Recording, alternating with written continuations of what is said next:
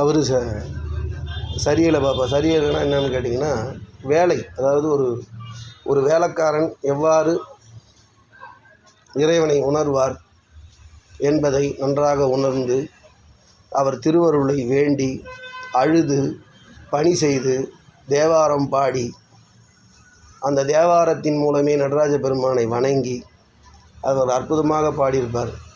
சிதம்பரத்துக்கு ஒரு சமயம் நாவுக்கரசு பெருமான் வந்திருப்பார்.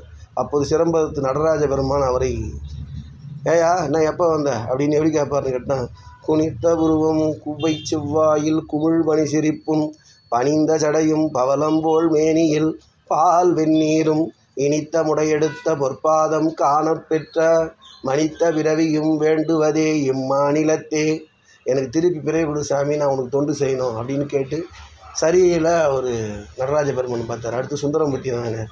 இவர் எப்படி பார்ப்பார்னு கேட்டிங்கன்னா, நல்லூர்லேருந்து கிருபாபுரீஸ்வரர் ஆட்கொண்ட பிறகு, திருநாவலூர்லேருந்து கிருபாபுரீஸ்வரர் ஆட்கொண்டு திருமணத்தை தடுத்து ஆட்கொண்டு ஒரு கல்யாணத்தை நிறுத்தி சாமி அங்கேருந்து சிதம்பரம் தரிசனம் பண்ண போவார். தரிசனம் பண்ணால் அவர் தரிசனம் பார்த்துட்டு அங்கேயே இருப்பார்.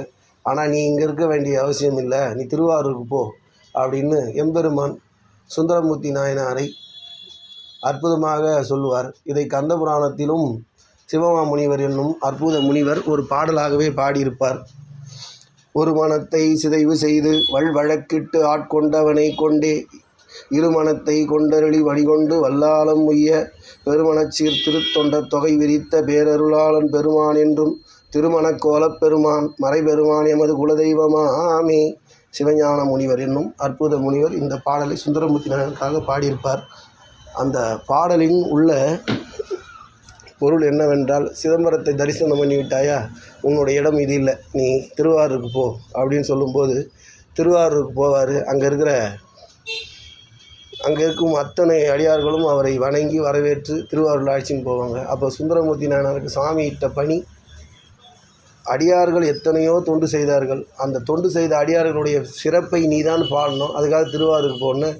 அங்கே போய் விரல்மிண்ட நாயனார் தடுத்தாட்கொள்ளும் பொழுது கோபத்தில் தடுத்தாட்கொள்வார். தடுத்தாட்கொள்ளும்போது அடியாரை வணங்காமல் போறிய அப்படின்னு கேட்கும் பொழுது, அதே சமயத்தில் பல தில்லைவாழ் அந்தனர் எனும் தில்லைவாய் அந்தனத்தம்மன் குமடியேன் திருநீலகண்டத்து குழவனார் கடியேன் என்னும் அற்புத திருத்தொண்டர் புராணத்தை பாடி சிறப்பு செய்து, அவர் எவ்வாறு என்றால், எந்த பொருளாக இருந்தாலும் அதை சிவனிடமே நேரடியாக பெற்று வழங்கக்கூடிய ஆற்றலுடைய சுந்தரமூர்த்தினார். அவர் எப்படி என்றால், தோழமையில் இறைவனிடம் நண்பனாக கொண்டு தோழமையில் வாங்கி அதை அடியார்களுக்கு அமுது செய்தார்.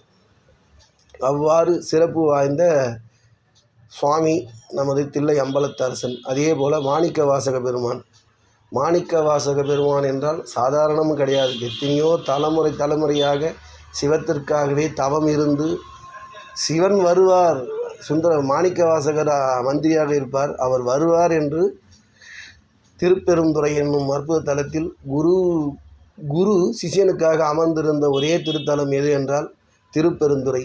அந்த திருப்பெருந்துறையில் சுவாமிக்கு தரிசனம் வழங்கி திருவடி தீட்சை, நயன தீட்சை, பரித தீட்சை, ஆகம தீட்சை, மந்திர தீட்சை, நிர்வாண தீட்சை வழங்கிவிட்டு நீ உத்தரகோச மங்கைக்கு வா என்றார். உத்தரகோச மங்கையில் 1,00,000 அடியார்கள் அந்த தீப்பிழம்பில் சிவகங்கை தீர்த்தம் போல ஒரு தீர்த்தம் இருக்கும். அந்த தீர்த்தத்தில் எல்லாரும் கலந்துட்டார்கள். மாணிக்க வாசகர் மட்டும் நிற்கிறார்.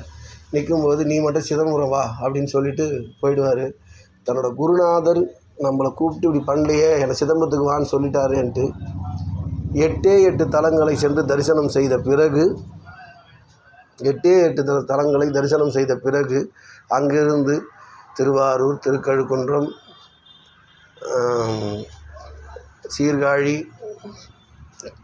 இந்த மாதிரி 8 தலங்கள் தான் தரிசனம் பண்ணியிருப்பார். அந்த தரிசனங்களை பண்ணிவிட்டு மாணிக்க வாசகர் பரணசாலையில் அமர்ந்திருக்கிறார். அப்போது இவர் விட்டு சென்றதுக்கப்புறம் ஒரு பதிகமாக பாடி அந்த பதிகங்கள் எல்லாம் இறைவனுக்கு மிகவும் பிடித்து தன்னுடைய பரணசாலையில் அமர்ந்து தில்லைவாழ் அந்தனர் போலே அமர்ந்து பதிகத்தை எழுதி மாணிக்கவாசரை பாட வைத்து திருவாசகம் பாடிய வாயால் திருக்கோவையாரையும் பாடு என்று பாட வைத்து அடியார்களுக்கு அருள் செய்து தன் ஜோதியில் கலந்த ஒரே பெருமான் யார் என்றால் மாணிக்க வாசக பெருமான்.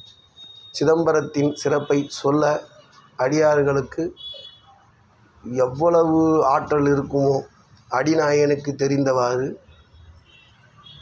சிதம்பரம் என்பது சாதாரணமல்ல. பஞ்சபூதத்தையும் அவருடைய ஆடலிலே வைத்து ஆடக்கூடிய ஒரே வல்லமை உடையவர் யார் என்றால் ஆனந்த தாண்டவ குருமூர்த்தி பெருமானே தான். அவர் ஆனந்தமாகவும் ஆடுவார், இந்த உயிர்களை படைக்கவும் செய்வார். ஆனந்தத்தில் மேலோங்கி இன்ப களிப்பும். சிதம்பர தரிசனத்தை கண்டவர்களுக்கு ஆனந்தம் ஆனந்தம் ஆனந்தமே என்று அற்புதமாக வணங்கி அவருடைய திருவடியிலே மாணிக்கவாசகர் போய் கலந்து கொள்கிறார்.